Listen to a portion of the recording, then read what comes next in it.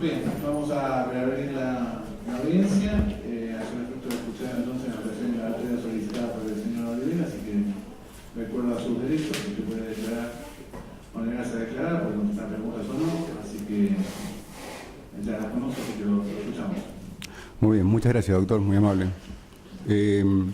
Bueno, tal cual lo ha manifestado, en base al derecho que me asiste, en el Código Procesal Penal, voy a ampliar mi declaración testimonial en la primera parte y voy a efectuar... Perdón, mi declaración indagatoria, discúlpeme. Y voy a hacer una presentación en base al artículo 388 del Código Procesal referente a nuevas pruebas que inciden en la causa.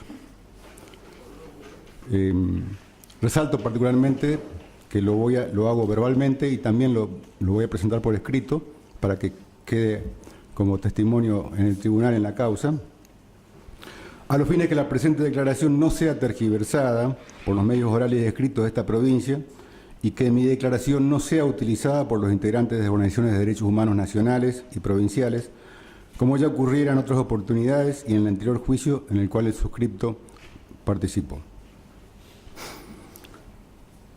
En los hechos particularmente, deseo destacar que ratifico todas mis declaraciones anteriores en su totalidad y voy a ampliar en lo referente a esta causa.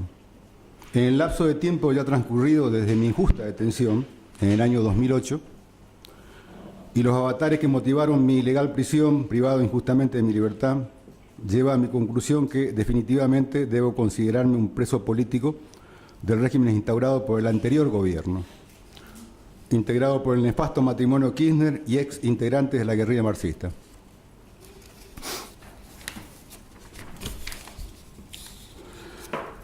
Todos ellos devenidos algunos en ministros y en diputados del gobierno anterior entre los años 2003 y 2015, que asolaron a nuestra patria con asesinatos entre los años 69 y 83.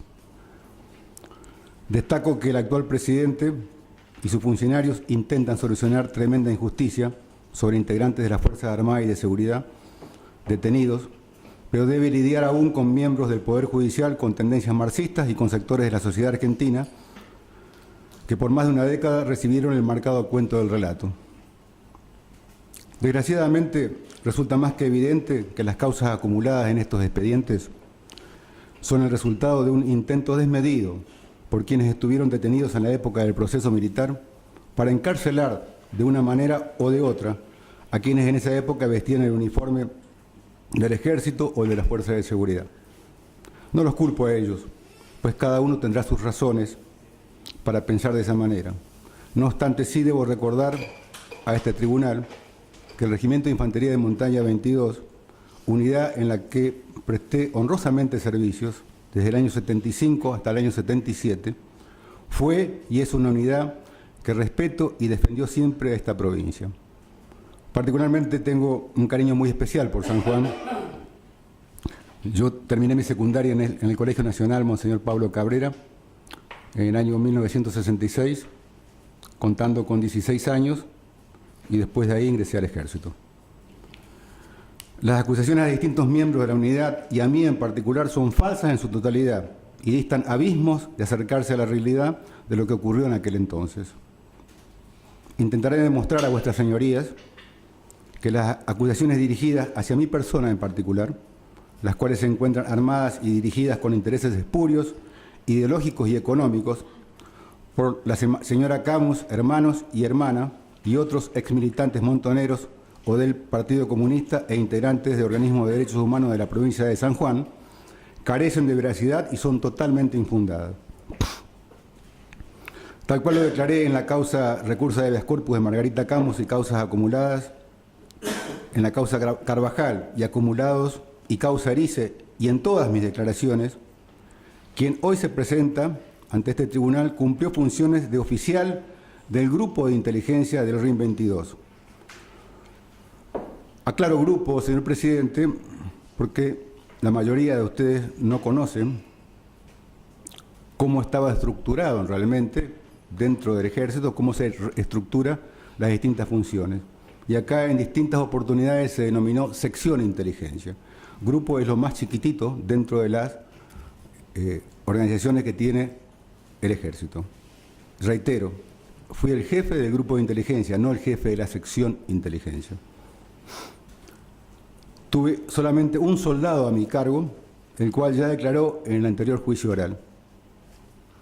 No actué en operaciones contra la subversión y mis tareas como oficial de inteligencia fueron exclusivamente las funciones previstas para cualquier oficial de una unidad que es destinado a ese puesto interno dentro de cualquier unidad del Ejército. Tenía en aquel entonces 23 años. Mis tareas eran asesorar al oficial de operaciones y al jefe de la plana mayor, segundo jefe de regimiento, sobre todo lo relacionado a operaciones convencionales, las que en ese momento estaban relacionados ya con la hipótesis de conflicto que existía con la futura guerra con Chile. Como oficial a cargo del grupo de inteligencia, así se lo denomina, reitero, en cada unidad del Ejército, estaba encargado de asesorar al jefe de operaciones sobre todo lo relacionado a pasos internacionales, probables rutas de ingreso al país de Chile para nuestra unidad, lugares de cubierta por parte del terreno, tipo de terreno, cantidad de puestos enemigos chilenos que podríamos tener en nuestro avance, reconocimientos en la cordillera, determinando los mejores lugares para el avance de nuestra unidad, etcétera, etcétera. Todo esto pautado en el reglamento que marca las funciones del oficial jefe del grupo de inteligencia en la unidad. También estaba a cargo de los mensajes cifrados que llegaron a la unidad y a enviar mensajes que así lo solicitaba el jefe de regimiento. Debo destacar que en una unidad de combate, regimiento, el puesto de oficial de inteligencia puede ser cubierto por cualquier oficial destinado en la unidad. Normalmente el puesto es ocupado por un teniente o teniente primero. El oficial que se desempeña en ese puesto no es especialista en inteligencia y cumple las funciones ya especificadas. Les reitero, no es especialista en inteligencia. Referente a la lucha contra la subversión, deseo reiterar lo ya declarado por mí al respecto, referente a que existía una orden estricta por parte del jefe de unidad que ningún personal del regimiento actuaría en la lucha contra la subversión urbana y que esa actividad sería cumplida específicamente por personal del Destacamento de Inteligencia de Mendoza, el cual contaba con personal especializado en inteligencia. Así recuerdo que se cumplieron estas órdenes, también recuerdo que esta orden fue impartida por el jefe de regimiento en reunión que realizó con toda la unidad. El regimiento procedía a realizar allanamientos, rastrillajes, patrullas y controles de ruta en base a las órdenes que recibían los jefes de compañía por parte del jefe de operaciones de la unidad, S3. Los jefes de compañía de infantería y de la compañía de comando y de la compañía de servicios que tenía el regimiento eran oficiales de mayor jerarquía que el suscripto. Cada compañía contaba con un jefe de compañía de grado de teniente primero o capitán. En cada compañía había 4 secciones a cargo de un oficial con el grado de teniente o subteniente.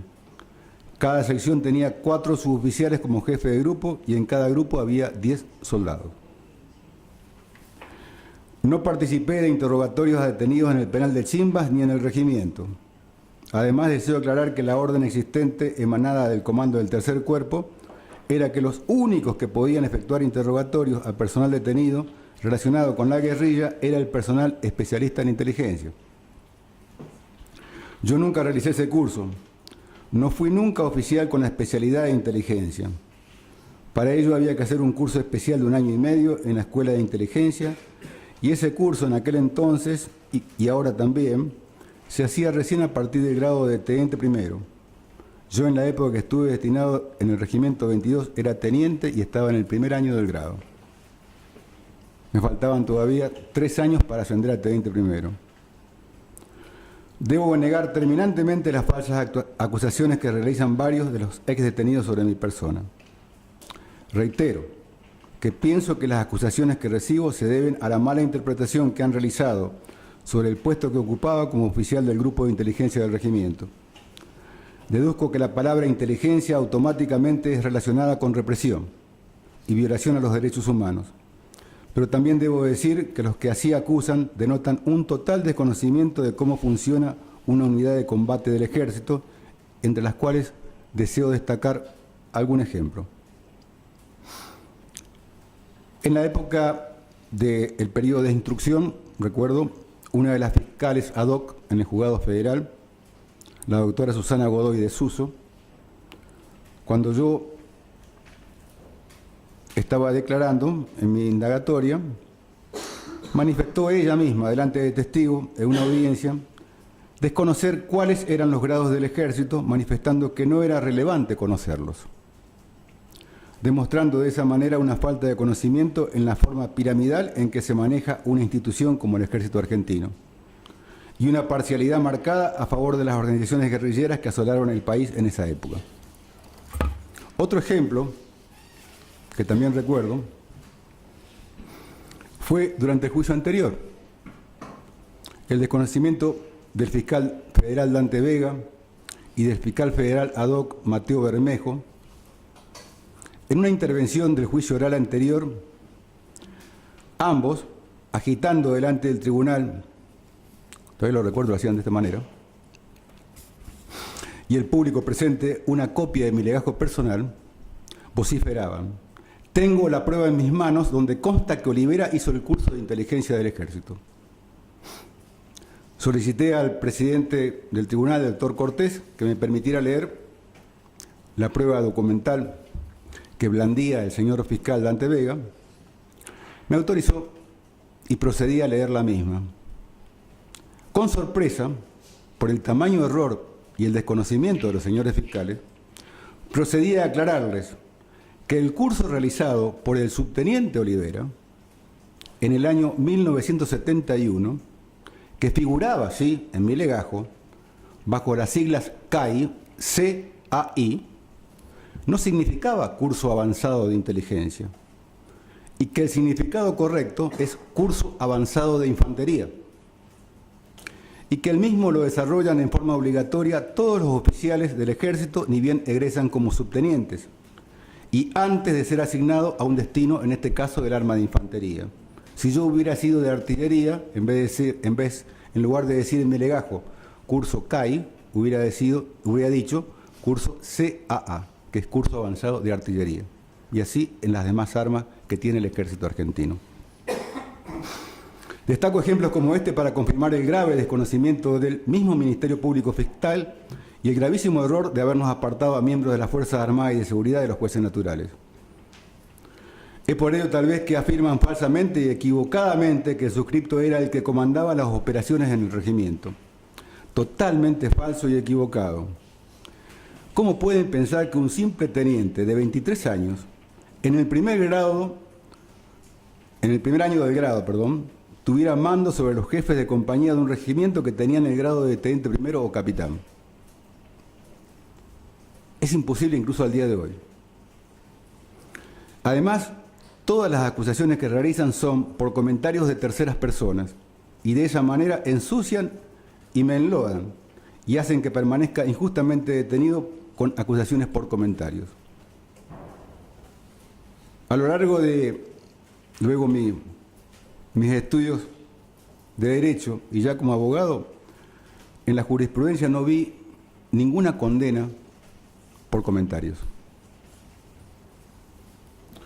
Una vez más deseo reiterar que el RIM 22 en el año 76 solo intervenía en operativos de allanamientos, rastrillajes, patrullas y controles de rutas, los que eran ordenados a los jefes de compañía del regimiento por parte del oficial jefe de operaciones de la unidad, el mayor Ortega, porque esas eran sus funciones.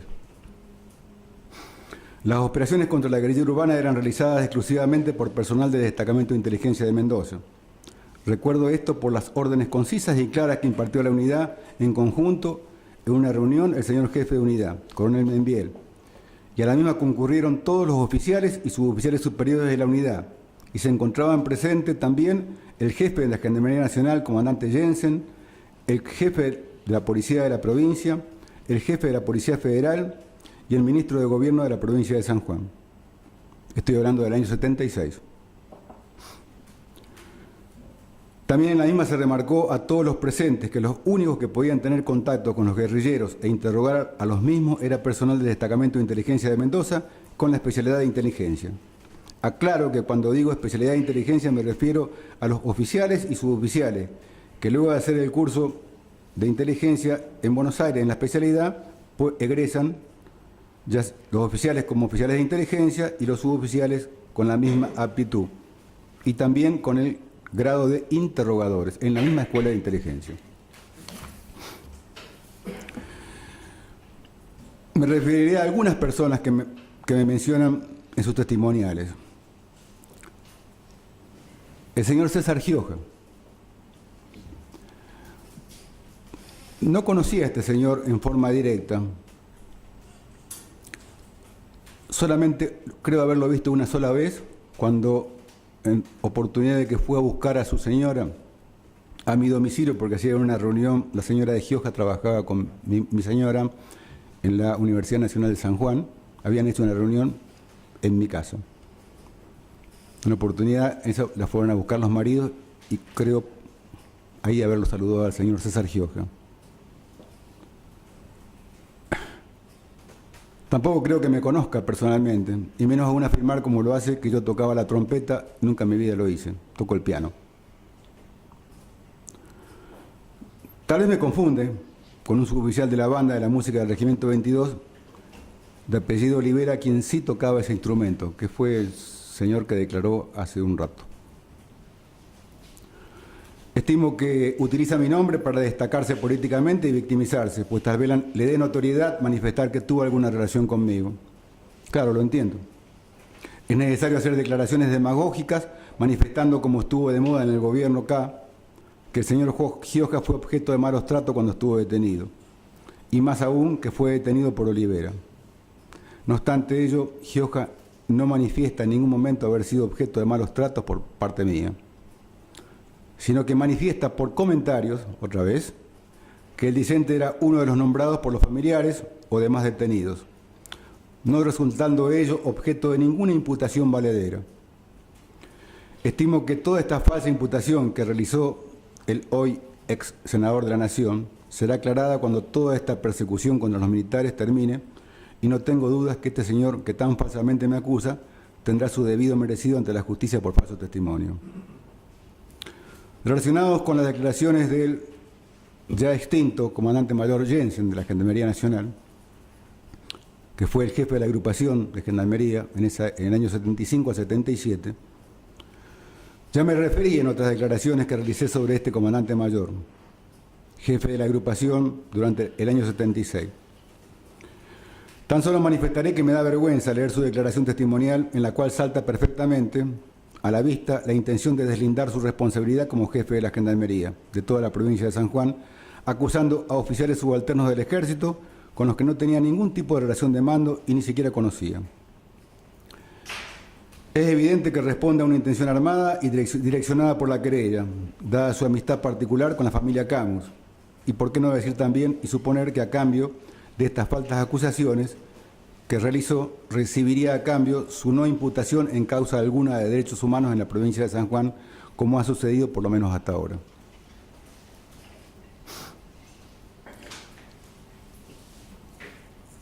En uno de los expedientes, a foja 3300 vueltas, el Ministerio Público Fiscal afirma que soy señalado por los testigos en numerosos hechos vinculados a la lucha contra la subversión.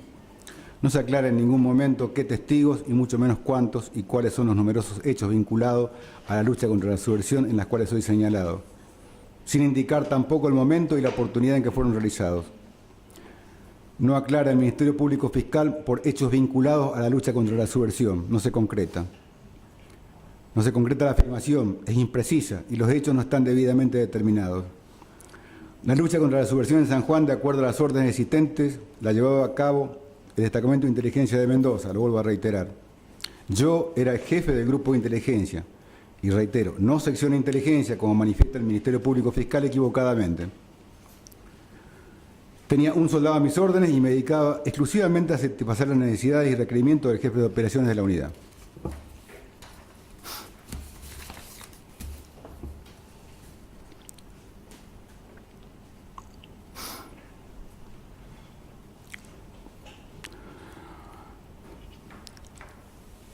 Deseo aclarar por enésima vez que no tenía la especialidad de inteligencia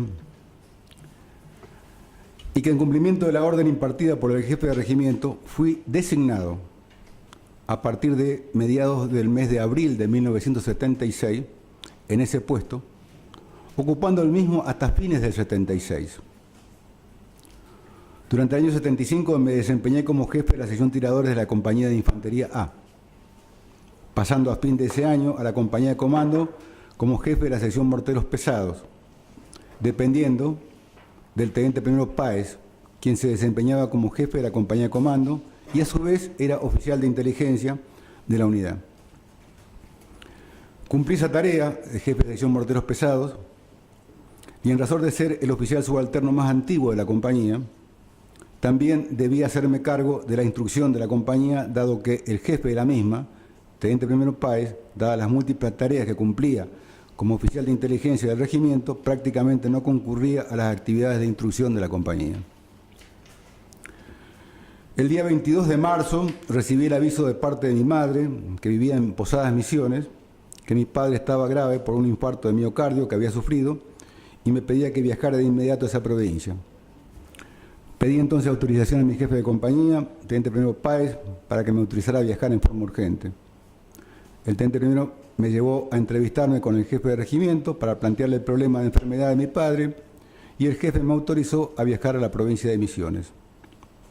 Viajé a la ciudad de Posadas Misiones el día 23 de marzo, en compañía de un amigo de San Juan que se ofreció a acompañarme, el señor Ricardo Martínez. Aclaro que él mismo concurrió a prestar testimonial de este viaje ante el juzgado federal y también lo hizo su esposa, la señora Elisa Meglioli, testificando ambos sobre mi viaje.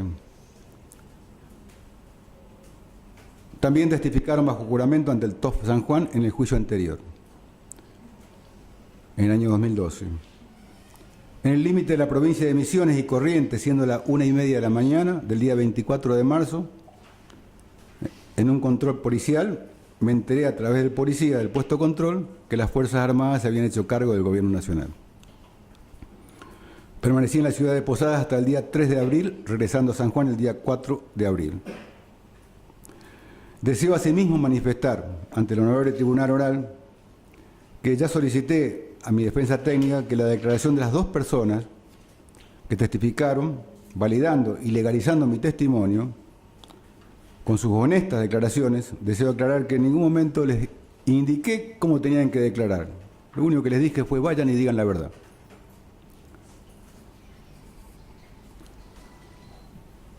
Ya pedí a mi defensa técnica, estimo que lo hizo el día de hoy a la mañana, que los testimonios del juicio anterior sean incorporadas por acta y que no sean llamadas nuevamente a declarar en razón que la experiencia vivida con posterioridad a sus declaraciones en el juicio anterior fueron excesivamente nocivas y negativas para ellos. Ocurrió que el mismo día que declararon ante el Tribunal Oral, una horda de manifestantes de organismos de derechos humanos de la ciudad de San Juan escracharon la casa del matrimonio, pintándoles el frente de la misma con pintura, con leyendas de traidores y amigos de genocidas, y quemaron la puerta de madera de garage de la casa. Este hecho no fue denunciado por temor a nuevas represalias. A mi regreso de la ciudad de Posadas me reintegré a la compañía de comando y me interiorizo de las nuevas actividades de la compañía referente a que, debido a las nuevas órdenes, todas las secciones de la compañía comando debían entregar el armamento pesado al depósito de arsenales de la unidad y todas las secciones de la compañía se quedaban solo con el armamento liviano, al igual que una sección de tiradores normal de una compañía de infantería. Pues de esa manera el jefe de compañía de comando actuaría con todas las secciones como si fuera una compañía de infantería más. Procedí a hacer el inventario correspondiente y se entregó todo el armamento pesado como estaba ordenado al depósito de arsenales. Luego, mi jefe de compañía, el teniente primero Páez, me ordenó concurrir a ver al jefe de unidad. Lo hice y luego que él mismo me preguntara por la salud de mi padre, me manifestó que a partir de ese momento me haría cargo del puesto de S2, oficial de inteligencia de la unidad, y que mi tarea específica sería complementar todo lo atinente a inteligencia de combate, principalmente en la preparación del trabajo de inteligencia que correspondía a la necesidad de hipótesis de conflicto con Chile. Asimismo, me especificó perfectamente que las actividades de inteligencia contra la subversión en la provincia de San Juan serían exclusivamente desarrolladas por el Destacamento de Inteligencia de Mendoza, quien contaba con personal especializado en inteligencia para desarrollar esas actividades. También me advirtió que estaba estrictamente prohibido para todos los oficiales y suboficiales del regimiento actuar en actividades relacionadas en la lucha contra la subversión y que la unidad solo actuaría en la provincia de San Juan dando el marco operacional, tal cual se lo manifesté, rastrillaje, controles de ruta o allanamientos.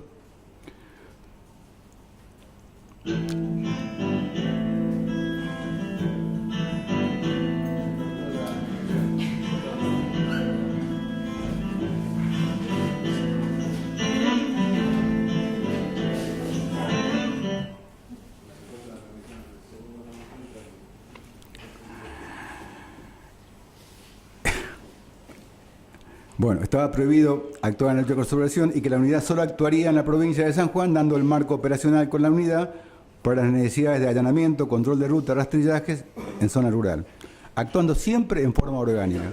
Forma orgánica significa actuar siempre con la compañía o con la sección completa, tal cual lo manifesté anteriormente, jefe de sección, los 4 suboficiales y los 10 soldados por cada grupo.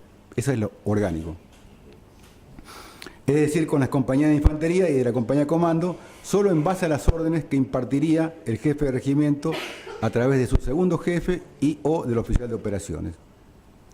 A partir de ese momento me tomé aproximadamente una semana para entregar los cargos bajo mi responsabilidad en la compañía de comando y en la semana siguiente recibí el inventario que me correspondía como oficial del grupo de inteligencia, haciéndome cargo de la documentación y de las claves secretas y descifradores de la unidad, y recibiendo instrucciones de proceder en ese cargo por parte del segundo jefe de regimiento, teniente coronel Díaz Quiroga, del oficial de operaciones, mayor Ortega, y del teniente primero Páez, que eran el anterior jefe del grupo de inteligencia.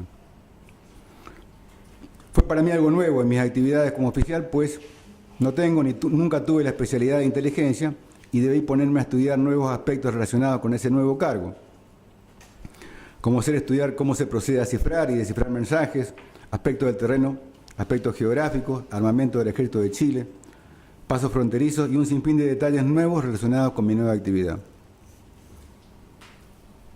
En una de las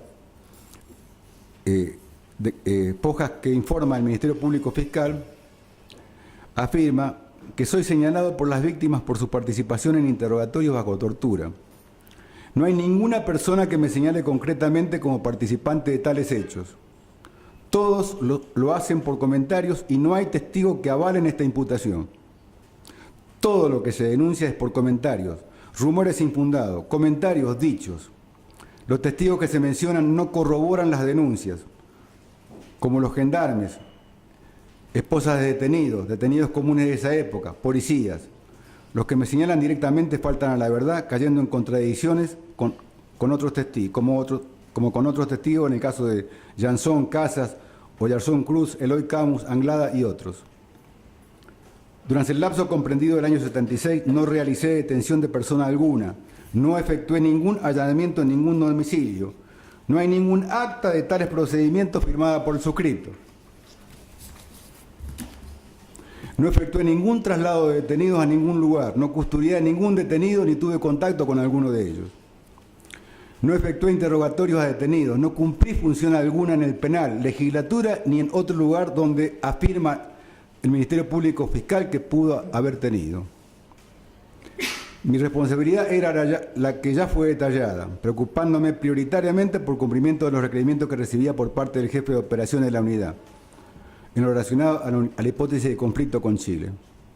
Una cosa es decir y comentar esto, y otra cosa realmente es estar en la realidad y haberlo vivido en ese momento. No estuve en ningún lugar donde hubiera detenidos o se realizaran actividades operacionales. No salí del cuartel para realizar ningún tipo de actividad operacional. Solamente concurrí en alguna oportunidad y durante horario de actividades al penal, en cumplimiento de una orden impartida por el jefe de la Plana Mayor, teniente coronel Díaz Quiroga, para controlar los trabajos que realizaba un suboficial de la unidad que se encontraba destacado a la entrada del penal para efectuar el contralor de elementos de personal que ingresaba detenido por actividades relacionadas con la ley 20840, que fue el que mencionó el testigo que declaró hace un rato que era el suboficial Martel. Que lo único que hacía Martel era estar en la puerta y efectuar el control de entrada y salida del personal detenido. Era de la banda, tocaba el tambor mayor. El motivo por el cual concurrí a hacer ese control fue que existió una queja porque el personal de Gendarmería Nacional que dependía del comandante Jensen como jefe de agrupación, no efectuaba correctamente ese control y habían desaparecido inexplicablemente pertenencias de los detenidos. Nunca concurrí solo ni estuve solo en el penal. Se afirma por comentarios que los gendarmes que custodiaban a los detenidos en el penal transmitían los nombres de los interrogadores. Han declarado ya 6 oficiales y otros tantos suboficiales que prestaron servicio en ese lapso comprendido entre el año 76 y 77. Y ninguno afirma haberme visto o reconocido, demostrando que allí no estuve. Se afirma también que la policía que custodiaba el pabellón 5 pasaba los nombres de los oficiales.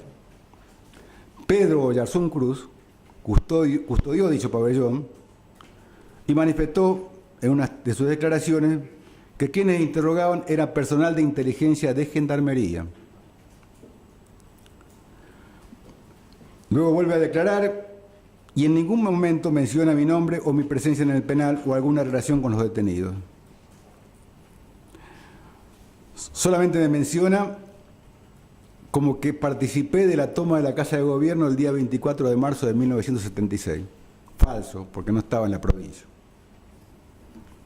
También manifiesta en una declaración el alférez Salier, de Gendarmería Nacional, que en una oportunidad, cuando existió un intento de violación por parte de un gendarme a una detenida, personal del destacamento de inteligencia de Mendoza, que trabajaba en el penal de Chimbas, ordenó hacer un sumario por esta grave anomalía.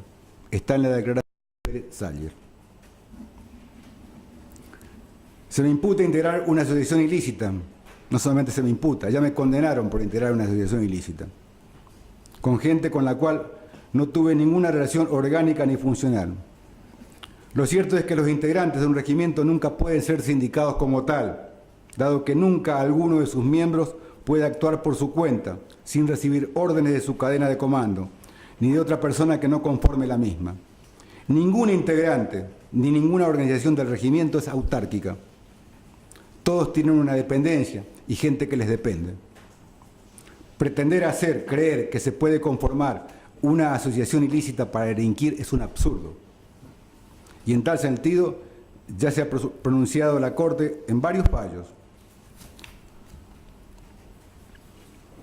Desempeñé el puesto de S2 hasta fines del 76, oportunidad en que fui asignado a la compañía de servicios como jefe de la sección transporte del regimiento y de oficial de ingenieros.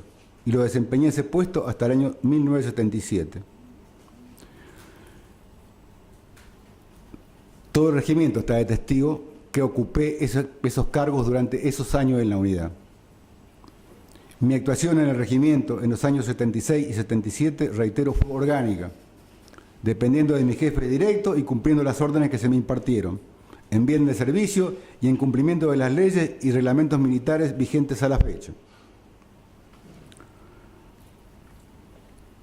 En los declarantes se observa un objetivo, que es el de acogerse y beneficiarse con la ley 24411, lo que hace que en las nuevas declaraciones se citen mayores excesos, nuevos nombres, otras torturas y tormentos, diferentes a las denunciadas en un comienzo, en el 86 y 87, pudiendo destacar, como por ejemplo la forma de actuar y proceder del señor Gilbert Jorge Guillermo, quien falsamente se hace pasar como que es un desaparecido, dado que figura en la lista de la CONADEP de judíos desaparecidos en Argentina, Grupo Fahrenheit, como desaparecido desde el 26 de marzo del 76. Se debería comprobar si cobró la indemnización como tal.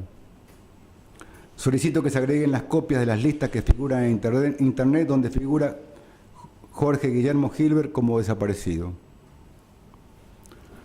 Se agregan sufrimientos y nombres de supuestos culpables para ser más verídico e intentar hacer más creíble el relato. Muchas veces se cae en el ridículo, en el absurdo, con falacias y cuentos que resultan increíbles, involucrando inocentes o ausentes, como en mi caso.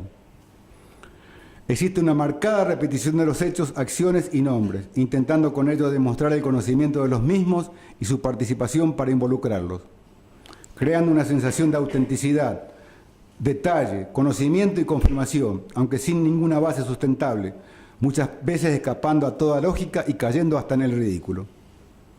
No hay claridad, no hay concreción, no hay certeza, no se especifica la oportunidad ni el hecho concreto hacia una determinada persona. No hay ningún testimonio que me indique seriamente como autor de un hecho específico, siendo lo más llamativo la inexistencia de testigos de los hechos de los acusadores y la ausencia de certificados médicos. No se aclaran nunca las fuentes que lo han contado. Cuando se lo hace, resultan ser falsas o contradictorias, o algunos han fallecido. Todo es rumor, comentarios, se decía, me contaron, se comentaba, me dijeron, se sabía, se hablaba, los gendarmes dijeron, el padre de fulano mencionó, nada es concreto, nada es serio y nada es cierto. Los hechos imputados no están debidamente determinados, son imprecisos, desordenados y faltos de esencia, generalizando en forma permanente la conducta de los imputados, por lo menos en lo que a mí respecta. Por una ley física, una persona no puede ocupar dos espacios al mismo tiempo, y pareciera que dadas las distintas declaraciones de los grandes declarantes, debo pensar que puedo tener poderes de Superman, hombre invisible y hombre araña a la vez. Yo cumplía mis funciones en una pequeña oficina, como lo dije anteriormente. Tenía un solo soldado a mis órdenes. Me dedicaba exclusivamente a lo que ya me enseñé y lo vuelvo a repetir, a las actividades de requerimiento de inteligencia por el conflicto con Chile.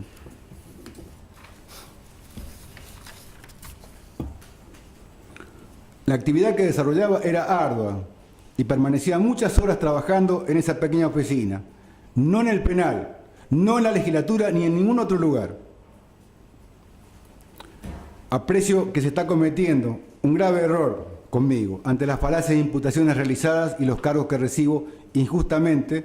Se deben pensar que mi puesto era clave para la lucha contra la subversión, nada más alejado de la realidad, pues como ya lo repetí en muchas oportunidades, los que actuaban en la provincia de San Juan en la lucha contra la subversión fue gente especializada en inteligencia que pertenecía al destacamento de inteligencia de Mendoza y con quienes nunca tuve trato alguno, primero porque así estaba ordenado y segundo que mi jerarquía no permitía que lo hiciera. No violé ningún domicilio, no efectué ningún allanamiento, no detuve a persona alguna, no atormenté ni torturé a nadie, no tuve contacto con detenidos. Detrás de mí hay una familia que con mucho esfuerzo, paciencia, prudencia, sin odios, ni rencores y fundamentalmente con mucha fortaleza, ha logrado con los años afianzarse y seguir adelante. No me caben dudas que las imputaciones dirigidas en mi contra, en la solicitud del Ministerio Público Fiscal para ser llamado a indagatoria y a juicio, están basadas en pruebas sin sustentos. Utiliza comentarios de terceras personas a las cuales no identifica y ajusta declaraciones en todos los casos parciales para direccionarlos hacia mi persona.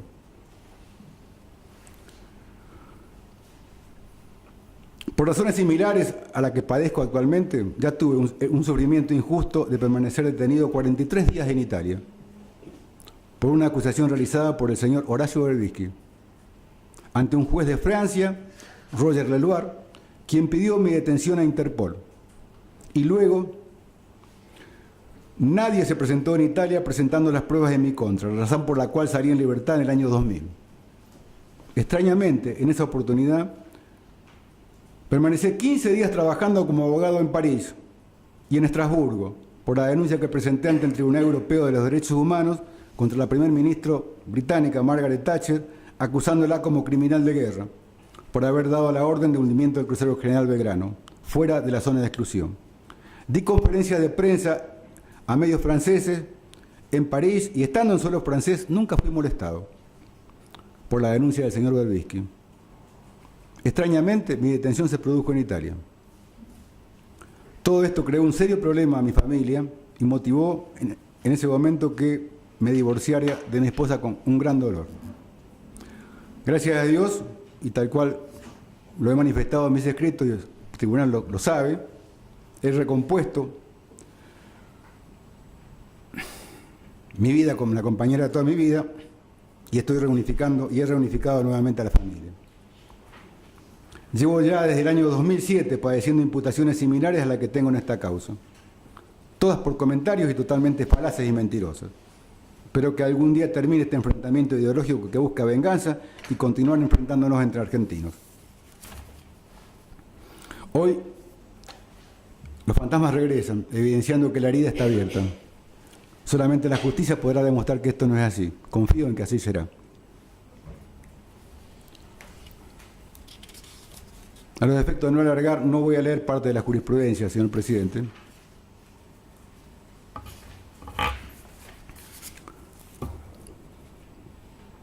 Me voy a permitir recordar algunas cuestiones como referente a las palabras pronunciadas por el doctor Jorge Aguad, fiscal general de la Unidad Fiscal de Coordinación y Seguimiento de las Causas por Violación a los Derechos Humanos, cometidas durante el terrorismo de Estado, el día 4 de julio del año 2008, durante el debate oral de la causa seguida contra De Marchi Juan, hermano de Gustavo De Marchi, que se encuentra en este juicio. De Marchi Juan, lo cito Horacio, Barreiro Rafael, Jorge Reynoso y Jorge Piris, ante el Tribunal Oral Federal de la Ciudad de Corrientes. En ese entonces, el fiscal manifestó: cuando el testigo se acuerda de tantos detalles después de tantos años, hay que desconfiar. El mismo fiscal general Aguad reconoce el inevitable hecho, la conocida huella mnésica. La mente humana tiende a olvidar los hechos traumáticos como defensa a la salud mental. El conocido psiquiatra Paul Ricoeur, en el año 2000, cuyo tratado sobre historia, memoria y olvido es una excelente guía en todo este asunto. Delinea otras facetas científicas y sociales y políticas. Debate con las ciencias neuronales, que se basan en el concepto de huella mnésica, lejano avatar de la huella platónica, de connotaciones topográficas y funcionales, enfoque que aún no se logra conciliar con las aproximaciones fenomenológicas. En este contexto neurológico, como en Freud, el olvido es una disfunción en una zona fronteriza entre lo normal y lo patológico.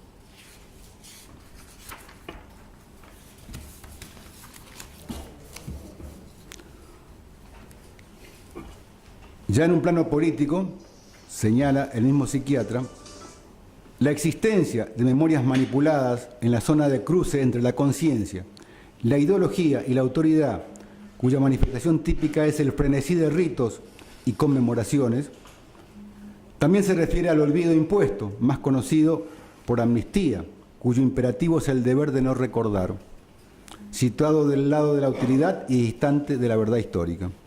De cualquier forma, ni yo, ni la defensa, ni el Ministerio Público Fiscal, ni vuestras excelencias, estamos capacitados científicamente para discutir sobre esto, ni para reconocerla, ni para negarla. Me voy a referir sucintamente al caso Erice y a otros casos en los cuales ya me han condenado, pero se están nuevamente ventilando en esta causa. Caso Erice. Reitero y ratifico para este juicio mis declaraciones testimoniales de primera instancia y del juicio anterior, y la ya afirmada en el actual juicio oral. Ni el suscripto, ni ninguno de los integrantes del RIM 22 tuvieron responsabilidad alguna en la detención y o desaparición de la señora Erice. Denuncié con nombre y apellido a los responsables, integrantes del destacamento de inteligencia de Mendoza. No obstante ello, recibí, al igual que mi consorte de causa del juicio anterior, una injusta condena por este hecho. En el caso Carvajal, declaré sobre mi inocencia en este caso, tanto en primera instancia como ante el TOF en el juicio oral anterior. Presenté prueba documental emanada de mi legajo personal, que para la época de fallecimiento del señor Carvajal, el suscripto no se desempeñaba como S2 del RIM 22, y que justamente en esos días permanecía arrestado en el casino de oficiales del regimiento sin poder salir en razón a una sanción impuesta por el entonces segundo jefe, teniente coronel Sosa, por la siguiente causa: llegar tarde a formación de bandera de la unidad. Consta en mi legajo. No deseo dejar de mencionar un aspecto importante del juicio oral anterior, que está referido a una observación que realicé al honorable tribunal que precedió el mismo. Les recordé que finalizaba la audiencia de debate, esto lo hice en abril del año pasado, cuando el tribunal anterior procedió a leerme los fundamentos de la sentencia. Les recordé que finalizada la audiencia de debate y ni bien terminaron los alegatos de mi defensa, el TOF procedió a dar un cuarto intermedio de 45 minutos para almorzar. Finalizado el mismo, procedió a dar lectura del veredicto que contaba con aproximadamente 2.400 fojas, dictando sentencia condenatoria. Los abogados defensores realizaron una apelación verbal en ese mismo momento, pues resultaba evidente que la sentencia, propio de un récord Guinness, ya estaba fijada y escrita con anterioridad y sin tener en cuenta los alegatos de la defensa de los imputados. Pueden testificar al respecto los doctores Pirrello, la doctora Ana López, el doctor Diego Giocoli, el doctor Marcelo Fernández, el doctor Eduardo Sanemeterio y otros que se encontraron presentes. Algunas otras imputaciones que quiero destacar. Permiso.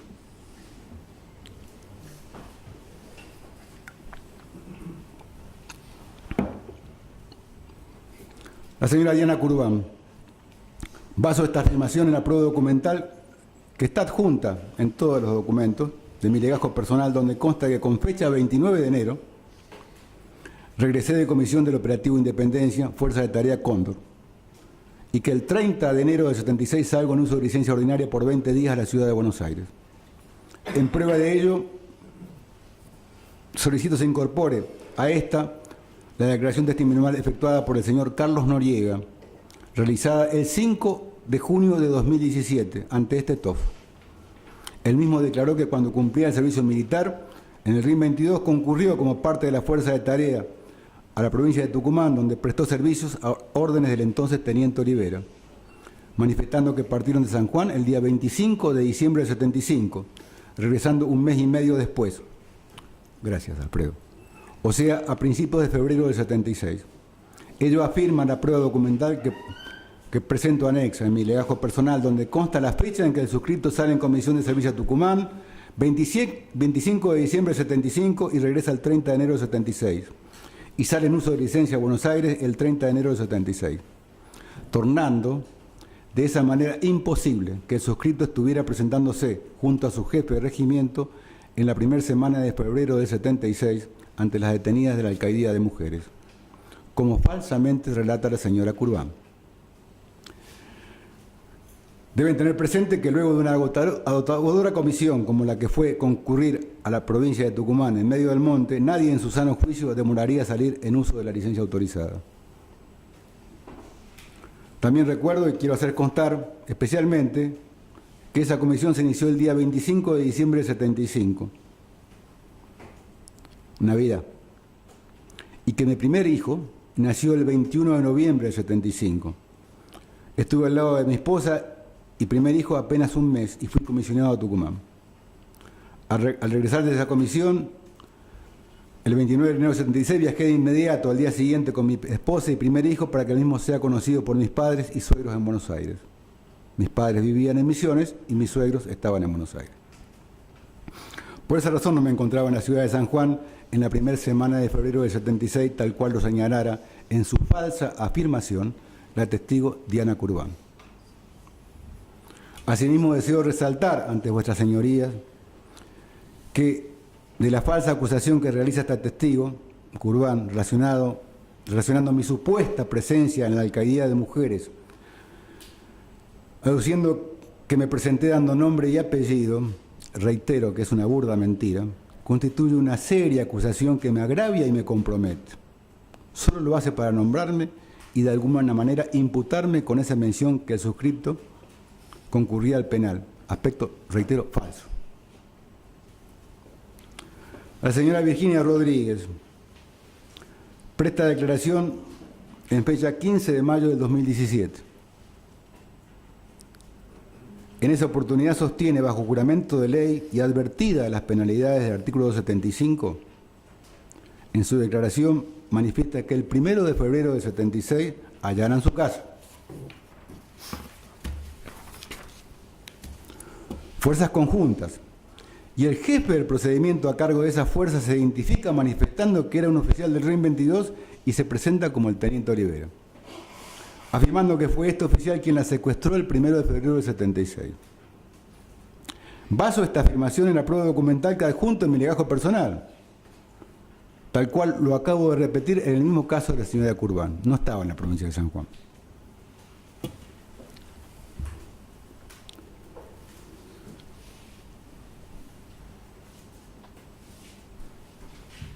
Asimismo, deseo resaltar ante vuestras señorías que de cualquier manera la falsa acusación que realiza esta testigo, Virginia Rodríguez, faltando a la verdad y faltando a su juramento en lo que marca el código, relacionado a mi supuesta presencia en el allanamiento a su domicilio, aduciendo que me presenté dando nombre y apellido, constituye una seria acusación que me agravia y me compromete. Solo lo hace para nombrarme y de alguna manera imputarme con esa mención. Es totalmente falso. La señora Susana Silipotti prestó declaración el 22 de mayo de 2017. En esa oportunidad sostiene, bajo juramento de ley y advertida las penalidades del artículo 275 del Código Penal, que entre el segundo y el tercer sábado de enero del año 76 entran a su domicilio gente encapuchada vestida de civil, salvo uno que entró a cara descubierta y con uniforme de fajina. ¿Quién era? El teniente Olivera. Supo que era esta persona porque averiguó después y lo reconoció en el reconocimiento fotográfico. Baso esta afirmación en la prueba documental que está en mi legajo, donde consta que con fecha 29 de enero del 76 regresé de comisión del Operativo de Independencia. Por esa razón no me encontraba en la ciudad de San Juan, en los días en que esta señora manifiesta falsamente que me encontraba presente en el allanamiento a su domicilio.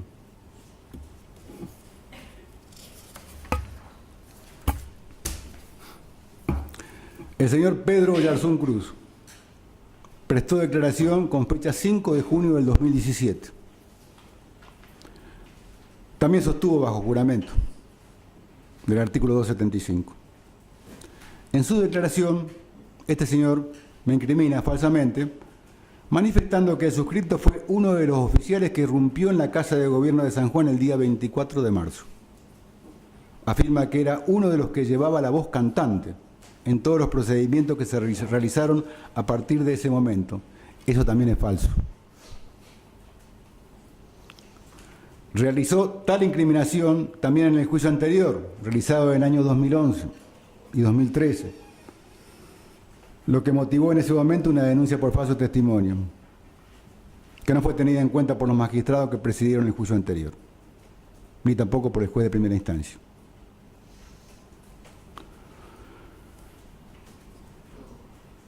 Tal cual lo afirmé, el señor Ricardo Martínez viajó a Misiones conmigo el día 23 de marzo, razón por la cual era imposible que yo hubiera estado en la Casa de Gobierno el día 24 de marzo.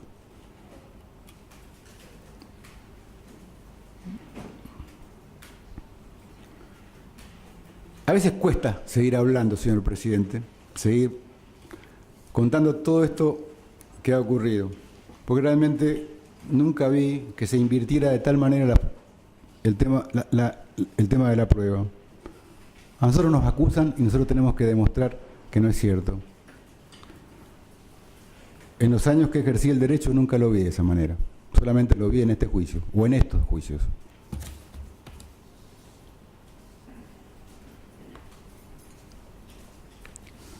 El señor Héctor Cano prestó declaración el fecha 5 de junio del 2017. En esa oportunidad sostiene, bajo juramento, y advertida las penalidades del artículo 275, que fue detenido el 27 de marzo del 76, en oportunidad del allanamiento de su domicilio, manifestando que de cajón era Olivera quien realizó el allanamiento y su detención.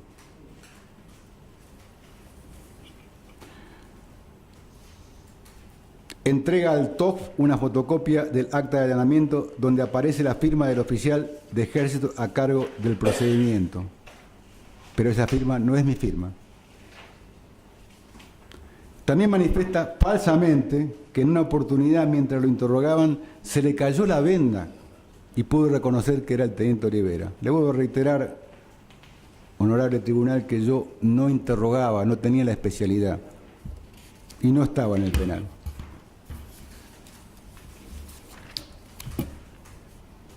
También manifiesta falsamente que a Olivera lo conocía, porque el señor Cano era secretario del centro de estudiantes y que Olivera entre enero y febrero del 76 frecuentaba mucho la universidad, pues se hacía pasar por estudiante para obtener información. Reitero que en las fechas mencionadas el suscripto se encontraba en comisión en el operativo de Independencia en el Monte Tucumán. Ante una pregunta del defensor oficial referida para que relatara al TOF cómo sabía que era Olivera cuando se le cayó la venda en un interrogatorio y cómo sabía que era Olivera el que caminaba por los pasillos de la facultad entre enero y febrero del 76, el señor Cano respondió a las preguntas diciendo que sabía que era Olivera porque se lo había mencionado y descrito el señor Bonil, que era estudiante de la universidad y que entre enero y febrero del 76 era soldado del RIM 22. Pues bien, sostengo y afirmo que el señor Cano miente en su testimonio por los siguientes motivos. Baso esta afirmación en lo que ya manifesté anteriormente, que en las fechas que me menciona no estaba en San Juan, así que era muy difícil que estuviera caminando en la Universidad Nacional de San Juan. También pido que se incorpore en lo mismo lo afirmado por el señor Carlos Noriega, que se hizo el servicio militar y cumplió esa comisión en el Monte Tucumano bajo mis órdenes, junto con otros soldados, que creo que otro que declaró igual fue el soldado Zapata, uno de los que ya declaró. De esa manera se torna imposible que el suscripto estuviera en San Juan en las fechas señaladas por el señor Cano, enero y febrero del 76.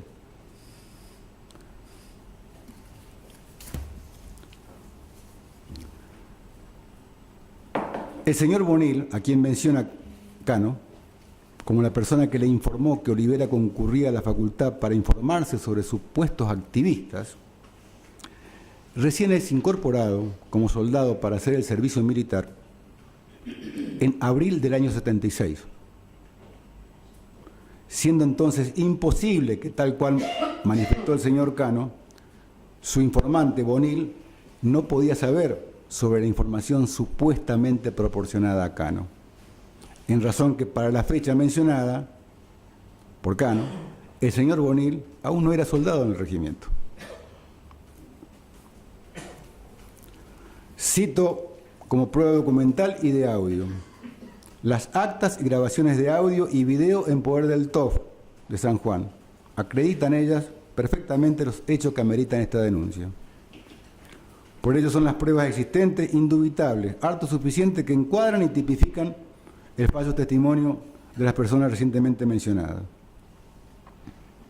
Lo que sí es cierto es que en todas las causas ventiladas a partir de la derogación de las leyes de punto final y obediencia debida, se ha violado sistemáticamente todas las normas constitucionales que amparaban y que me amparaban a los miembros de Fuerzas Armadas y de Seguridad.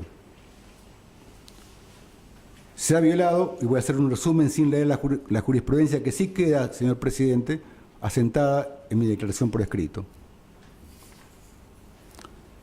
Se ha violado sistemáticamente la siguiente. A. Anulación de las leyes de punto final y obediencia debida. B. Violación del principio de prescripción por los delitos comunes imputados. C. Violación del principio de igualdad ante la ley. D. Violación del principio de irretroactividad de la ley penal. E.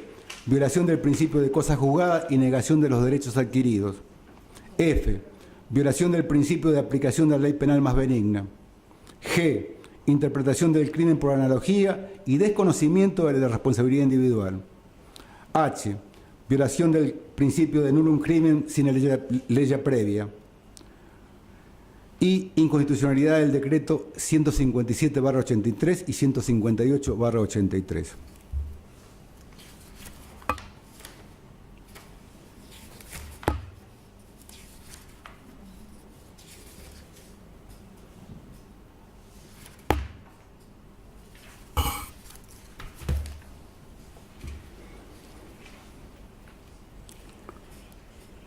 Referente a las nuevas pruebas, señor presidente. Artículos 361, 381, 388 y 397 del Código Procesal Penal de la Nación.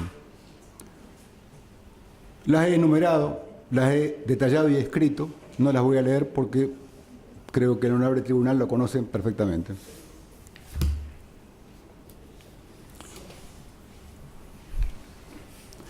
Voy a pasar a los hechos en forma directa.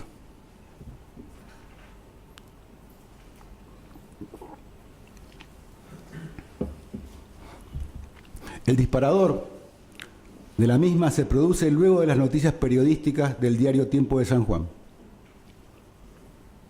de hace muy poco tiempo, donde se narra la prórroga de la prisión preventiva del señor Sergio Puentedura.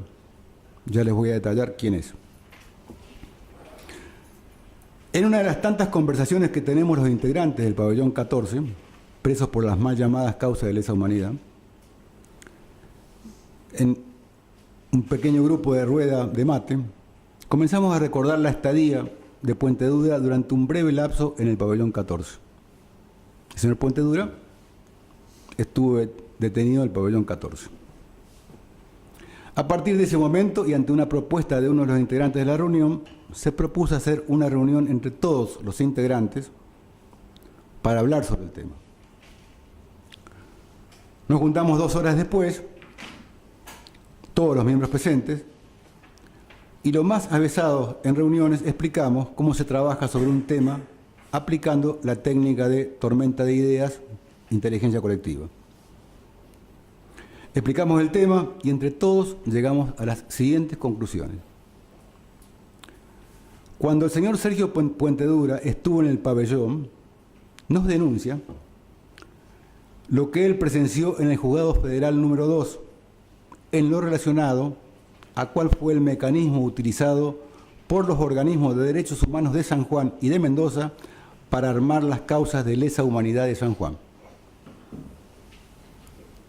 El doctor Rago Gallo, con la anuencia del secretario Taca y la señora doctora Mabel Díaz, y con la anuencia de la fiscal federal doctora Susana Godoy de Suso, le adjudican una oficina de libre disponibilidad en el propio juzgado federal a la doctora María Julia Camus, Margarita Camus y Eloy Camus, quienes, acompañados por el fiscal federal en San Juan y en oportunidades el fiscal federal Dante Vega, en horas de la tardecita, lejos de la mirada del público, citaban a integrantes de organismos de derechos humanos y a los que estuvieron detenidos entre los años 75 y 80.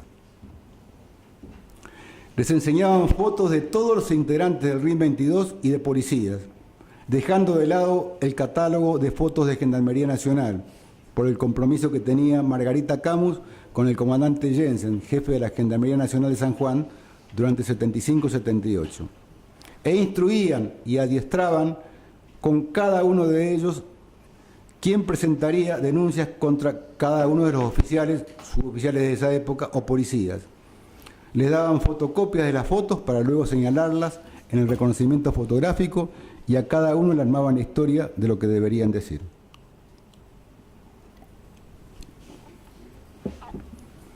También les explicaban cómo hacer la presentación ante la justicia federal para poder cobrar como víctimas la indemnización de $240.000 y también les explicaban que del monto percibido debían ellos quedarse con el 50% y el resto de los 50% restante debía ser entregado a abogados de derechos humanos que intervenían el 25% y el 25% restante para los organismos de derechos humanos de San Juan, sistema que se aplicaba en todo el ámbito nacional. También denunció Puentedura que la doctora Margarita Camus, juez de ejecución penal de la provincia, ofreció a algunos presos comunes que habían estado presos en la época del 75 al 80 en el penal de Chimbas y por reincidencia en su accionar delictivo estaban presos entre los años 2004 y 2011, que atestiguaran en contra de militares y policías y a cambio de ello recibirían el beneficio de libertad condicional y hasta el cobro de la indemnización de $240.000, aspecto este que con seguridad sabemos que por lo menos uno de ellos lo cobró, lo declaró en este tribunal. Así se armaron en San Juan las causas de lesa humanidad que fueron base para los juicios de lesa que se hicieron y continúan desarrollándose en la provincia. Es decir, todo con un fin espurio económico y usufructuar in eternum el colosal negocio de lesa humanidad en cuanto a los derechos humanos, obviamente pagados por todos los argentinos con nuestros impuestos. El monto actual de indemnizaciones, perdón, me molesta el murmullo.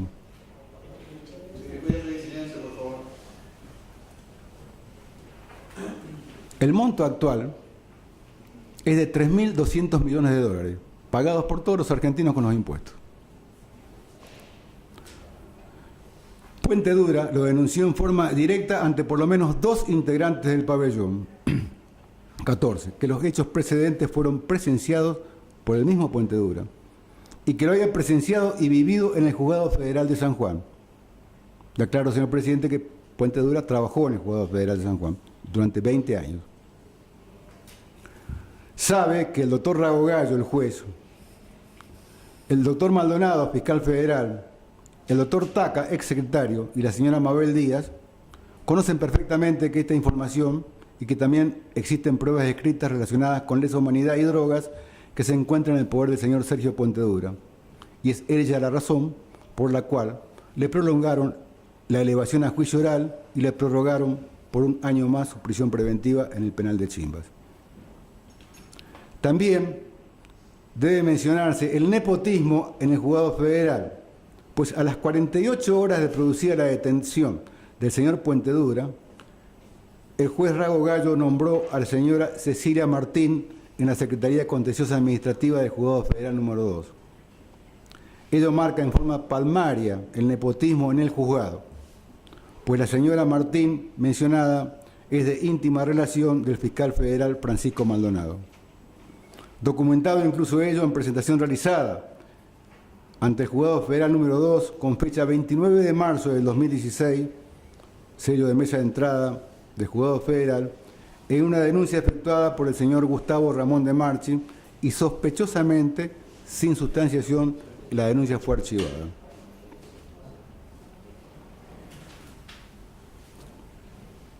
Además de la denuncia aportada por Puente Dura, existe el pleno conocimiento y pruebas documentales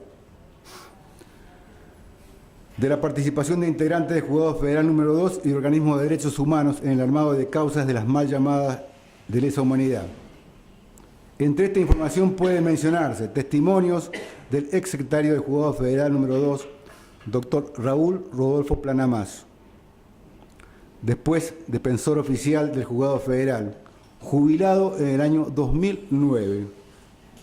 También de testimonios de abogados como el doctor Ricardo Moine, actual juez de flagrancias de la provincia de San Juan, y del doctor Eduardo Sinforiano Sanemeterio, quienes participaron de unos hechos relacionados con denuncias efectuadas ante el Juzgado Federal sobre dádivas para el cobro de indemnizaciones otorgadas a presos comunes quienes obtuvieron libertad condicional, que fueron a su vez dadas por la jueza de ejecución penal Margarita Camus, a cambio de declarar contra militares y policías en el juicio del 2011 y 2013. Como aporte personal y ante la gravedad de estas nuevas pruebas, en razón que no viví la instancia del señor Puente Dura en el pabellón 14, voy a contribuir con lo siguiente. Voy a narrar al tribunal un hecho que aconteció y que lo llevó adelante el suscripto del año 2009 y 2008 también. Doctor Raúl Rodolfo Planamás, a mi llegada a esta provincia, en el año 2008, fui conducido desde el penal de Chimba hasta el Juzgado Federal número 2 a los fines de designar abogado defensor. Designé como tal al doctor Raúl Planamás, que era el defensor oficial. Fui conducido a la oficina de Defensoría y me entrevisté con el doctor Plana. Él mismo me manifestó que en razón que ya había pedido su jubilación no se haría cargo y me recomendó que designara como defensor oficial al doctor Ricardo Moine, quien integraba una lista de abogados ofrecidos ad hoc como defensores oficiales. Así lo hice. Y peticioné también que se me aceptara como abogado en causa propia como codefensor del defensor oficial, aspecto este que fue aceptado inicialmente por el juez Rago Gallo.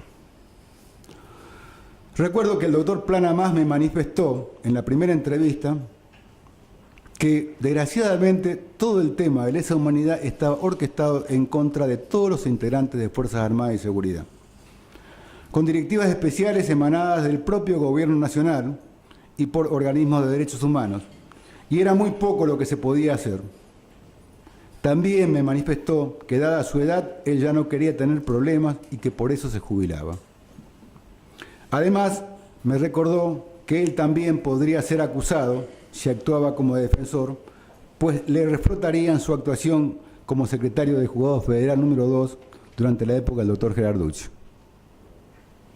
También me manifestó que era una barbaridad que el juez Rago Gallo, la fiscal Susana Godoy de Suso y la doctora Mabel Díaz facilitaran una oficina en horas de la tarde para la doctora María Julia Camos y organismos de derechos humanos a fin que hicieran reuniones en el mismo Juzgado Federal, con testigos víctimas que declararían ante el juez federal y luego en el juicio oral.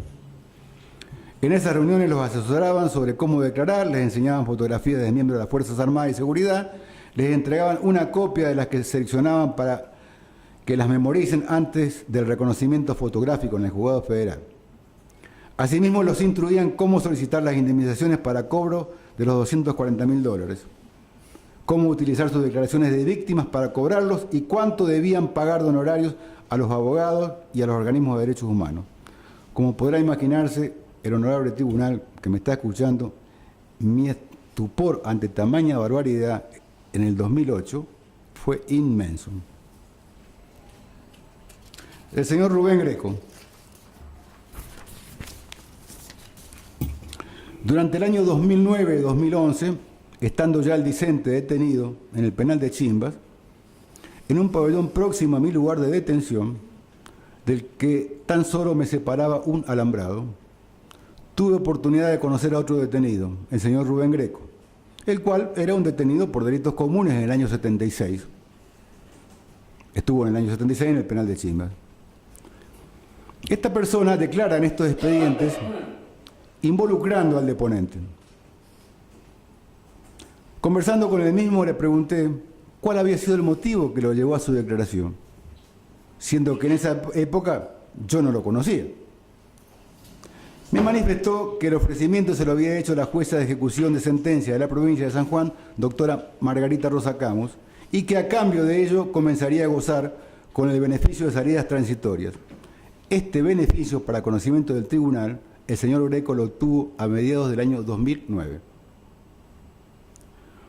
También me manifestó el señor Greco que sabía de ofrecimientos similares a otros presos que también estuvieron detenidos en el año 76 y que actualmente se encontraban detenidos.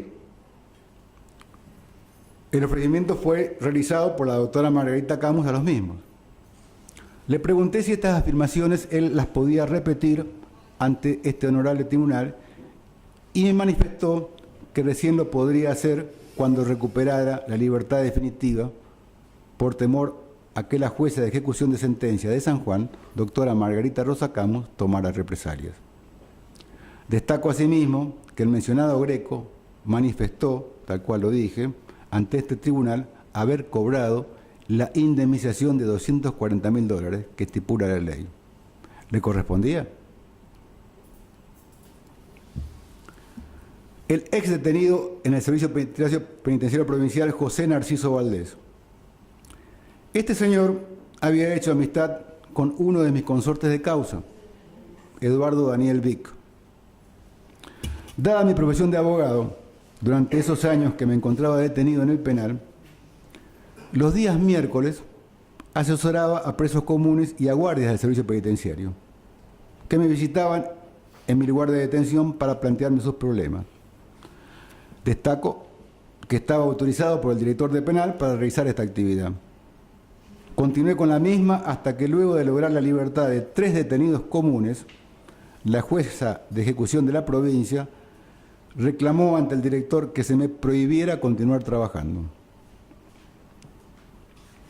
El señor Eduardo Vic me planteó el problema que padecía el detenido José Narciso Valdés, a quien le falta una pierna. Me entrevisté con él mismo en presencia de Vic y procedí a hacerle una presentación amparándolo en la ley que protege a personas discapacitadas para que el señor Valdés fuera puesto en libertad o se lo trasladara a la provincia de Entre Ríos por arraigo donde reside la familia del mismo. En esa oportunidad el señor Valdés nos manifestó que había recibido un ofrecimiento de la doctora Margarita Camus para que declarara en contra de militares y policías del año 76-77 y a cambio de ello recibiría su libertad condicional. Valdés nos refirió que le manifestó a la doctora Camus que él era un hombre de códigos y que nunca haría eso tal cual sí lo había hecho el señor Rubén Greco. Le preguntamos si estaba dispuesto a declarar ante el juez y nos manifestó que sí. Procedí a notificar de ello a mi abogado defensor, doctor Ricardo Moine, quien solicitó ante el juez de instrucción la declaración testimonial del señor Narciso Valdés.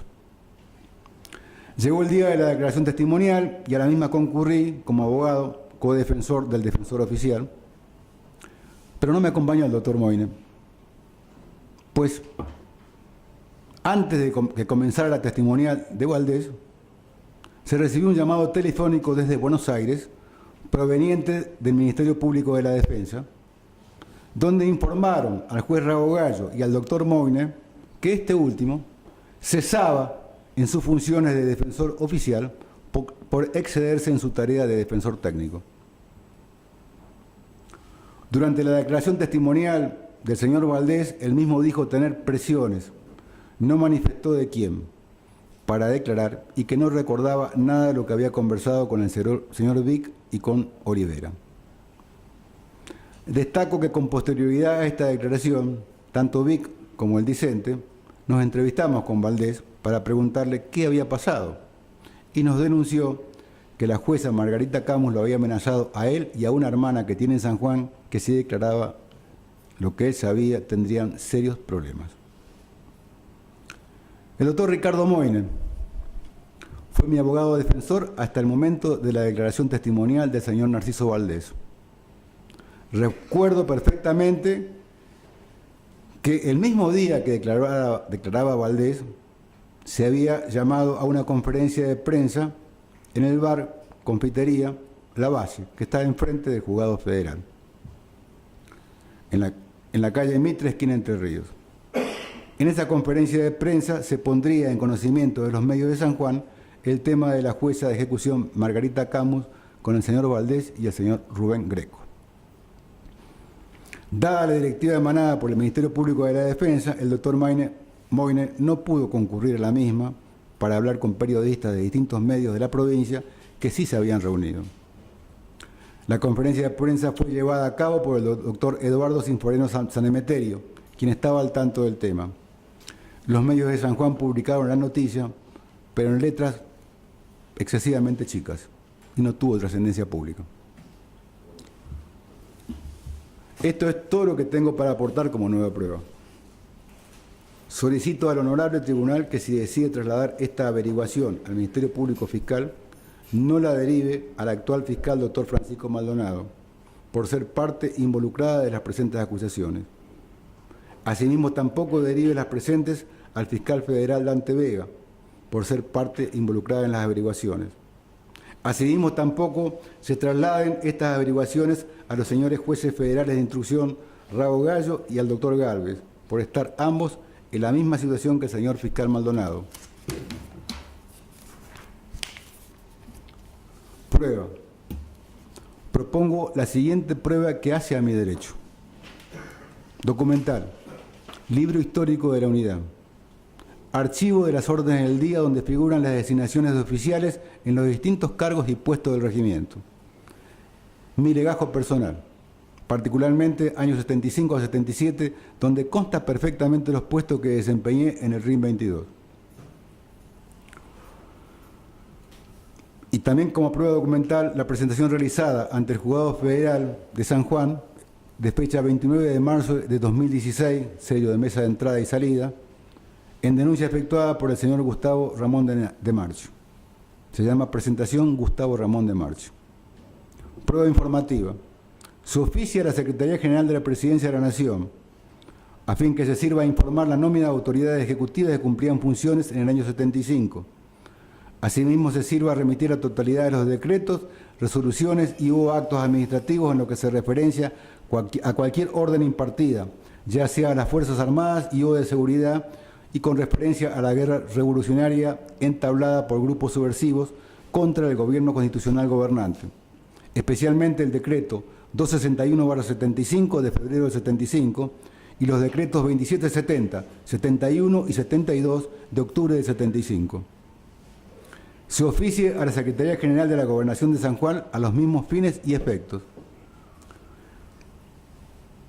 Se oficia al Congreso Nacional para que ambas cámaras remitan la totalidad de las leyes dictadas durante los años 74 y 75, referidas a la guerra revolucionaria en el país. Testimonial. Se cita a deponer a los siguientes testigos, de quienes se aportarán más datos: doctor Leopoldo Rago Gallo, doctor Carlos Taca, doctor Francisco Maldonado, doctora Mabel Díaz, doctor Dante Vega, doctora Margarita Camus, doctora María Julia Camus, jueza de menores de la provincia de San Juan, doctor Ricardo Moine, juez de flagrancia de la provincia de San Juan, doctor Eduardo Sinforiano Sanemeterio, doctor Raúl Rodolfo Planamax, ex defensor oficial del Juzgado Federal de San Juan, jubilado en el año 2009-2010, y ex secretario del Juzgado Federal número 2 de San Juan durante los años 75, 76, 77 y 78.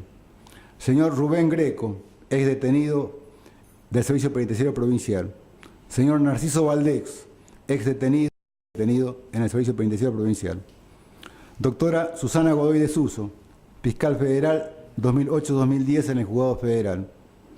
Mayor retirado Marcelo López, detenido en el pabellón 14 de Lesa Humanidad. Teniente coronel retirado Eduardo Vic, detenido en el pabellón 14 de Lesa Humanidad. Teniente primero retirado Gustavo de Marchi, detenido en el pabellón 14.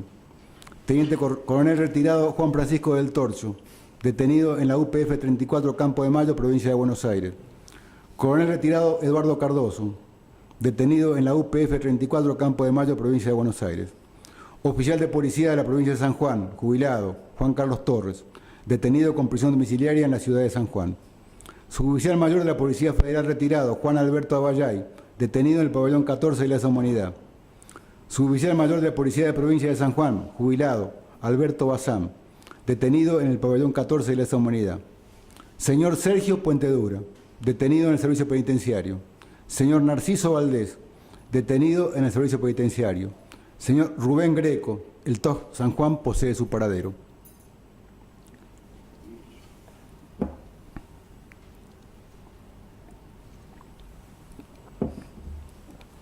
Conclusión final. Tan solo deseo manifestar por último que en todas las declaraciones existe una coordinación muy burda con el deseo de involucrar a miembros de Fuerzas Armadas y de Seguridad en el tema de lesa humanidad. No puedo explicar a esta altura del partido el odio de estas personas intentando de cualquier manera involucrar a alguien con tan solo un comentario. A la vez no puedo explicarme como profesional del derecho cuál fue la razón que permitió a los señores jueces y al juzgado detener personas inocentes con acusaciones realizadas por comentarios de terceros. Me considero un detenido político del régimen del doctor Kirchner y su señora, felizmente ya finalizado, y al que lamentablemente muchos jueces federales, por el temor al qué dirán, o por el temor a la opinión de los minúsculos sectores progresistas, sostenedores del relato y autores de la grieta que divide al país, ayudan con su proceder contrario a derecho. Estoy asqueado de continuar observando el deterioro de antiguos camaradas ya viejos hacinados en los distintos penales del país, sin atención médica y sin respeto a los derechos pautados de nuestra Carta Magna, leyes y tratados internacionales. Estoy cansado de continuar esta lucha desigual ante los estados judiciales, los que prolongan y me agravan, a mí y a mi familia, produciendo severos daños psíquicos y morales actualmente en mi esposa. El daño producido ya no solamente me afecta a mí como persona, está afectando a mi familia, tornando esto intolerable para cualquier ser humano. Es vergonzoso para toda la sociedad argentina la forma en que el gobierno del matrimonio Kirchner se enriqueció a costa de todo el pueblo argentino. Es vergonzoso que por claras indicaciones vengativas de ex integrantes de la guerrilla que asoló nuestra patria durante décadas, se tenga encarcelado a jóvenes oficiales y suboficiales de esa época, que contaban entre 23 y 30 años y no tenían ninguna responsabilidad de conducción. Por las razones expuestas a vuestras excelencias, peticiono, me tenga por presentado. Se incorporan a la presente las declaraciones de los siguientes testigos: Carlos Noriega, de fecha 5 de junio, Pedro Yarzún Cruz, de fecha 5 de junio, Héctor Cano, de fecha 5 de junio, Diana Curbán, mayo del 2017, Virginia Rodríguez, mayo del 2017, Susana Silipotti, mayo del 2017, Ricardo Martínez, del juicio 2011-2013, Elisa Megliore, del juicio 2011-2013. Requiere la instrucción que corresponde de conformidad con los prescriptos en los artículos 361, 381 y 388. Se acredite como prueba documental la copia de mi legajo. La declaración presente que nos ocupa sirva como nuevas pruebas, basándome en el artículo 388 del Código Procesal Penal de la Nación, en mi descargo por imperio de la palmaria, falsedad y armado de causas por parte del Juzgado Federal número 2, Ministerio Público Fiscal y Organismo de Derechos Humanos de la provincia de San Juan. Llama a testificar a las nombradas en el punto 4, apartado 3, en la testimonial más arriba mencionada. Le agradezco la deferencia. Muy amable, señor presidente.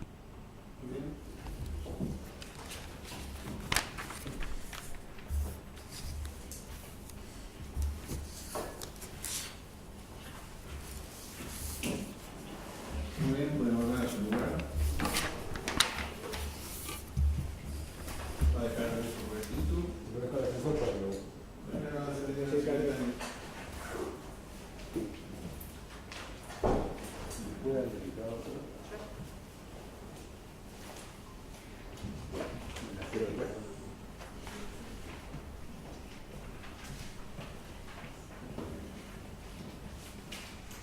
Bien, hay una causa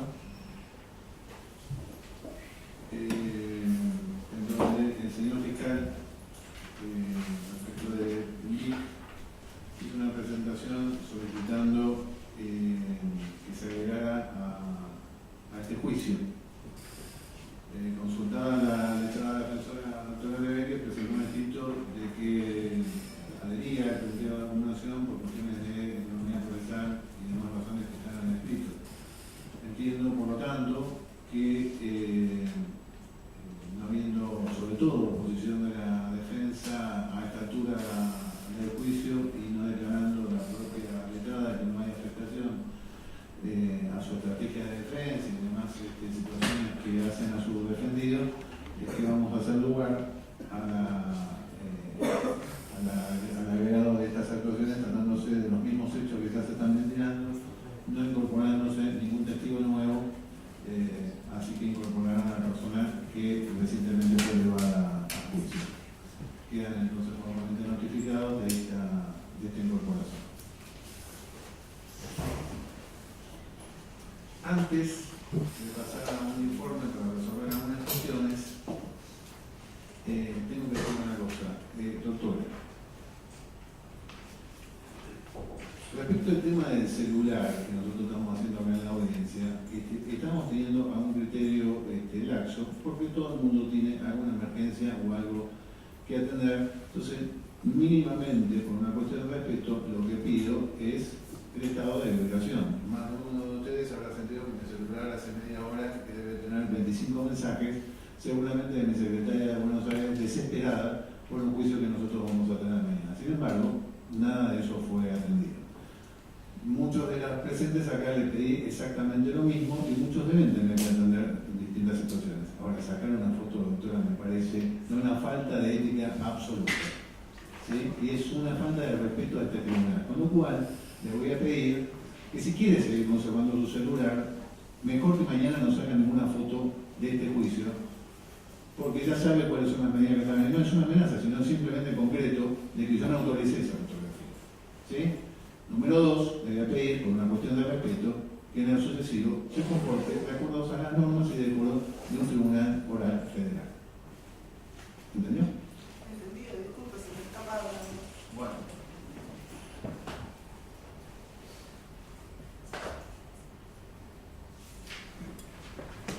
Tiene un informe que se refiere a la situación de varios de los testigos para ver si podemos resolver algunas situaciones. Testigo Graciela María de Luján Reynoso, obra Fosas 80 del incidente número 86, certificado de discapacidad emitido por el gobierno de San Juan, que indica que la normal aparece en la manera de la marcha y de la movilidad, presencia de dispositivos para drenaje de líquido cefalorraquídeo, trastorno cognitivo leve, hidrocefalomicragia y secuelas de enfermedad cerebrovascular. Señor fiscal. Atento al certificado de discapacidad, voy a solicitar la posibilidad de que venga a prestar declaración testimonial, que se incorpore por lectura la declaración testimonial de esta persona. ¿La defensa?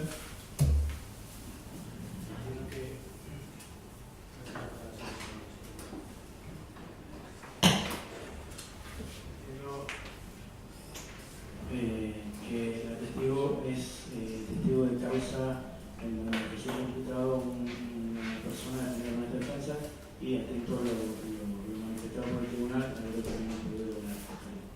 Bien, ¿la defensa tiene algo que decir? Bien, entonces hacemos lugar al pedido de fiscal respecto de Reynoso. Obra Fojas 83 de dicho cuerpo, certificado de defunción de José Morales.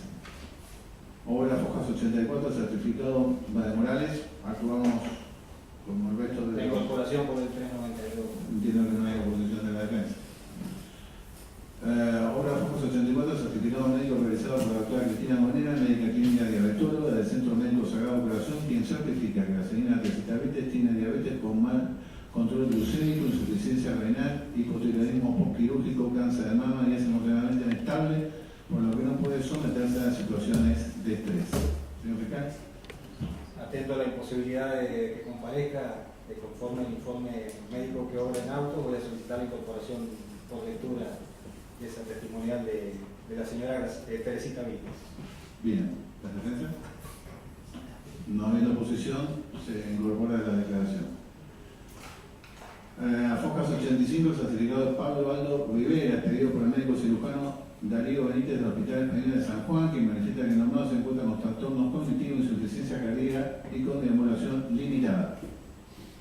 Sí, atento a los certificados médicos, también voy a solicitar la incorporación. ¿Alguna oposición? Demuestra la imposibilidad de comparecer. Bien, incorporamos entonces la declaración de Rivera.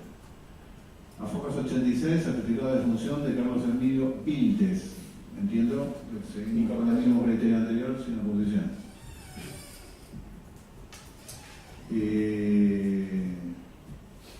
A Focas, puede ser 19.894. Sí. De los autos principales son los certificados médicos pedidos por el Centro de Salud Rodríguez Pinto, dependiente del Ministerio de Salud Pública del Gobierno de San Juan, firmado por la médica Patricia Mónica Jiménez, clínica especializada en geriatría, que informa que el paciente Suar Abel García tiene 88 años, presenta un cuadro de Alzheimer y se encuentra postrado en su domicilio y no puede ser movilizado. Incorporación por lectura, atento a la imposibilidad de comparecer conforme al certificado médico. Perdón, señor presidente, no tengo un informe más que más allá de que se está organizando, si lo queremos hacer con anterioridad para poder analizar cada uno de los testimonios para expedirnos con fundamento acerca de cada una de las situaciones. Lo que le estoy diciendo es lo que estoy leyendo en el informe. ¿Usted duda? No dudo acerca de eso, sino de los testigos. ¿De la doctora duda? No dudo de eso, estoy dudando. Lo que no sé es acerca de qué declarar con anterioridad para poder preparar y poder pedirme acerca de si para mis asistidos va a haber un interés en concreto. Doctor, más allá de lo que digan, estamos resolviendo una cuestión de que no pueden declarar, con lo cual usted me tendría que declarar cuál es la solución a una persona que no puede declarar de acuerdo a lo que dice el Código Prudicial. Depende del tipo de impedimento. Bueno, lo siento. Si me quiere contestar ahora, me contesta, y si no, lo que dice el derecho ya lo sabe. Vamos a incluir entonces a Suar Abel García en la incorporación solicitada por el fiscal. A su vez, obra Foca 51, el incidente número 86, informe de Secretaría Electoral, donde indica fallecidos: Atampis, Filomeno Saturnino y Bianchi Víctor Alberto. Supongo que Incorporación por lectura. no hay ningún comentario. El testigo Rubén Ferrara, el Benapel, informó que el nombrado viviría en Italia, que se intentó tener contacto con él vía Facebook, pero no hubo respuesta alguna. Señor fiscal. No hay declaración testimonial de esa persona, por ende vamos a desistir del testimonio. Bien, ¿algún comentario de la defensa? Se desiste de hablar. Respecto del testigo Antonio del Carmen Tapia, atendió telefónicamente a su hijo Daniel Tapia, quien indicó que su padre tiene 92 años, tiene la cadera operada y tiene dificultad de movilidad. Tiene ano contra la natura y está senil.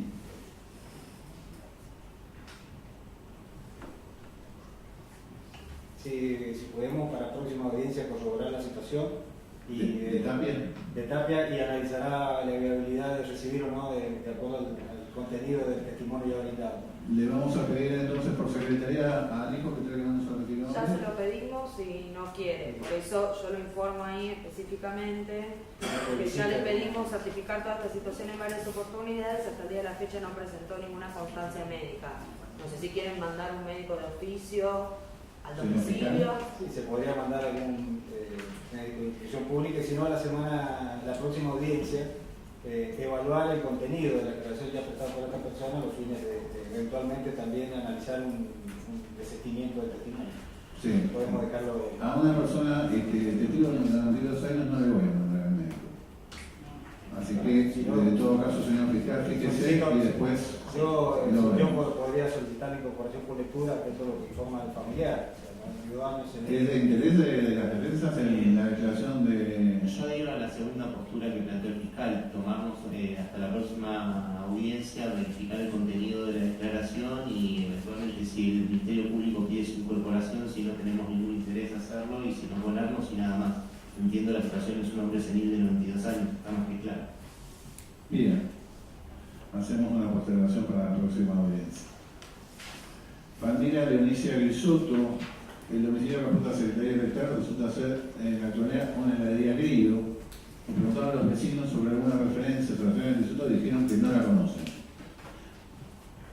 De todas formas, se determinó mediante el Renaper que la nombrada habría nacido en el año 1919, por lo que la fecha tendría 99 años. Sí, voy a solicitar la incorporación por lectura, aplicando la solución del código en cuanto no ha podido ser ubicada la testigo. ¿La defensa? El inciso tercero, si no me recuerdo, o segundo. ¿Algo que decir? Bien, entonces incorporamos la declaración de esta señora. Y respecto a los testigos que oportunamente nos han citado, Margarita Rosa Camus y María Julia Camus, se acogieron a la situación prevista en el Código Procesal respecto a su carácter de magistradas. Así que el juzgado va a intimar a las partes para que en el término de 5 días hábiles acerquen el pliego de preguntas que quieren hacerle a estos testigos, que una vez evaluadas esas preguntas por parte del tribunal serán elevadas a estos testigos para que respondan de la forma prevista en el Código Procesal. ¿Sí? ¿Alguna cuestión? Ninguna. Bien. Próxima audiencia va a ser el 5 de abril, va a ser desde Buenos Aires a las 14 horas. Ya que por razones de complejidad con los vuelos y demás, conseguimos esa fecha. Por lo que vimos, para el día de abril se normalizaría la situación de los vuelos, así que vamos a ver. Pero en principio entonces, la próxima audiencia va a ser el 5 de abril a las 14 horas. ¿Sí? Una breve consulta, así que ya está la información, si no lo consulto con posterioridad. ¿Los testigos van a estar en San Juan o serán testigos de Buenos Aires y qué se sabe? Por secretaría se va a informar porque todavía no hemos decidido ni la cantidad ni quiénes serán los testigos. El resto de las cuestiones son proveídas en el expediente. Hoy me hicieron saber que el diputado de Marchi hacer un escrito, obviamente va a ser entregado inmediatamente a la defensa, porque si la propia defensa pidió que sea dispensado el Marchi para concurrir en la audiencia, tampoco voy a recibir entonces escritos, sino hoy en un día para traer su petición y organizarla en la audiencia. Así que inmediatamente se lo vamos a entregar al defensor audiencial para que elija el camino más adecuado a las peticiones. Desconozco lo que piden. Respecto al incidente de Marchi, lo estamos tramitando y se le cobró vista al fiscal, así que calculamos que esta semana daremos respuesta a dicha situación. También se va a notificar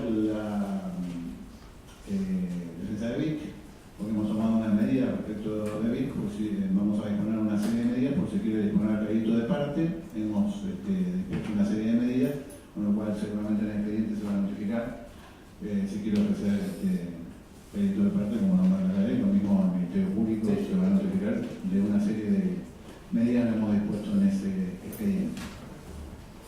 Perdón, señor presidente, medidas con respecto al estado de salud de Lo relacionado está de resolver, ahí está tramitando ese tiempo una situación que tenemos que resolver y hemos dispuesto una serie de medidas a fin de esclarecer la situación.